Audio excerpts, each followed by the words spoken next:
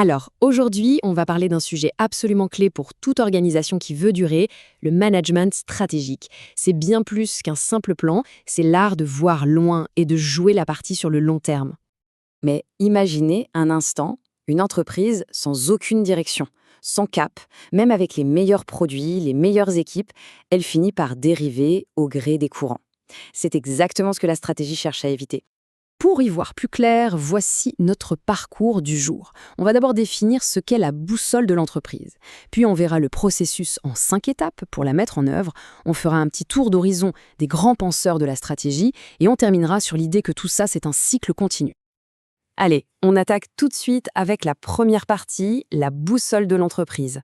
Mais au fond, qu'est-ce que c'est le management stratégique? En gros, c'est l'ensemble du processus qui permet à une entreprise de se fixer un cap pour le futur, de mettre les bonnes ressources au bon endroit pour y arriver, et surtout de s'adapter en permanence à un monde qui bouge. C'est vraiment cet art délicat de faire correspondre ses ambitions avec la réalité du terrain. Et tout ça, ça part d'où? Eh bien, ça part du cœur, de l'ADN de l'entreprise. Avant de savoir où on va, il faut savoir qui on est. Ça passe par la raison d'être, le pourquoi fondamental, la vision, le grand rêve, ce qu'on veut devenir, la mission, ce qu'on fait concrètement, tous les jours, et enfin les valeurs, les règles du jeu qui guident chaque décision. C'est la fondation de tout. Bon, maintenant qu'on a posé les bases, voyons comment ça se passe en pratique. C'est notre deuxième partie, le fameux processus en 5 étapes qui transforme les idées en réalité. Ce qu'il faut bien comprendre, c'est que ce n'est pas une ligne droite.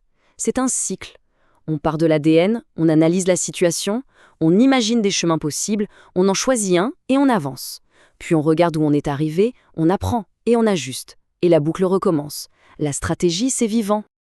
L'étape du diagnostic, elle est super intéressante. C'est un peu comme avoir un double regard. D'un côté, on regarde dehors. On scanne le marché, la concurrence, les nouvelles technologies, pour y déceler des opportunités à saisir ou des menaces à éviter. Et de l'autre, on se regarde dans le miroir en toute honnêteté. Quelles sont nos vraies forces, nos faiblesses? Et tout ça converge vers un outil que beaucoup connaissent, la matrice SWOT. C'est le moment où on met tout sur la table. On croise le regard interne et le regard externe. Comment nos forces peuvent-elles nous aider à saisir ces opportunités? Comment nos faiblesses nous rendent-elles vulnérables à ces menaces? C'est ça qui va nourrir les grands choix stratégiques.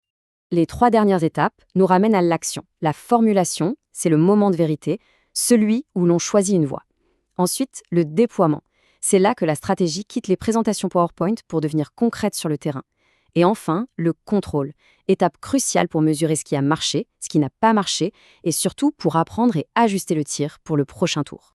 Maintenant, un petit détour par l'histoire. C'est toujours intéressant de voir d'où viennent les idées. On va donc s'intéresser aux grands pionniers qui ont façonné la pensée stratégique. Faut savoir que la stratégie, à la base, ça vient du monde militaire. Pensez à Sun Tzu. Puis, dans les années 50, hop, elle entre dans l'entreprise avec une obsession pour la planification.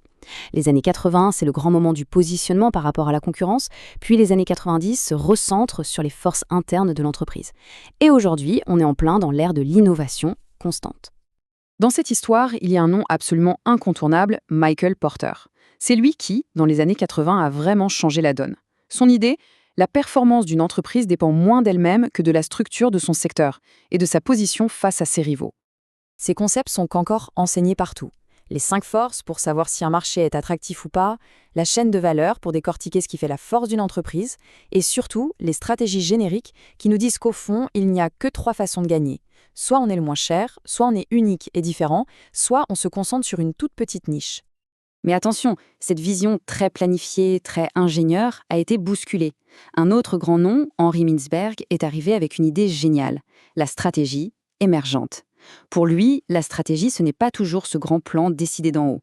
Souvent, elle se construit au jour le jour, à partir de petites décisions, d'initiatives. C'est une stratégie qui s'apprend sur le terrain.